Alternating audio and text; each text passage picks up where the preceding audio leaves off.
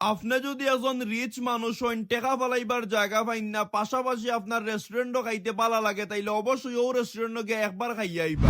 Hello everyone, আসসালামু আলাইকুম। ইসমি আহমেদ ইমন from Sylhet. আজকে আছি মেহমান রেস্টুরেন্ট। লোকেশনটা হইল গিয়া সিলেট জিন্দাবাজার পয়েন্ট থেকে সামান্য আগুয়া সীতারা মেনশন। আচ্ছা যাই হোক, তার পার্কিং এরিয়া থেকে শুরু করে আউটডোর ডেকোরেশনটা খুবই সুন্দর আছিল, আমার কাছে খুব ভালো লাগছে। বিশেষ করি এখানোর ভিতরে যাওয়ার পরে আমি দেখলাম যে তারা খোলামেলা পরিবেশে রান্না কররা।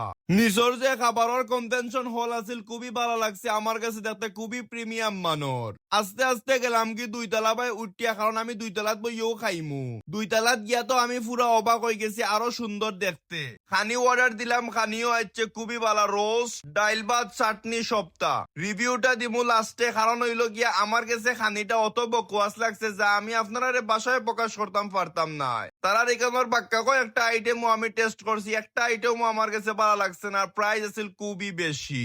ভাত খানি শেষে আমি একটা স্ট্রবেরি মিল্কশেক ট্রাই করছি, এটা আমার কাছে খুবই বকওয়াস লাগছে, একদম ভালো লাগছে না। পরে একটা ফালুদা ট্রাই করছি, ফালুদাটা মোটামুটি ভালো আছে আলহামদুলিল্লাহ। দিন শেষে আমি একটা কথাও কইমু, আমরা কোনো লাভ স্বার্থ নাই ফুড ব্লগিং করিয়া, আপনারা খালি সঠিক ইনফরমেশন দেওয়ার লাগিও আমরা ভিডিও করি। আশা করবো রেস্টুরেন্ট কর্তৃপক্ষ খানিটারে বালা করবো, এর লাগিও আমরা সবসময় ভিডিও করি। বালা থাকুক, আসসালামু আলাইকুম।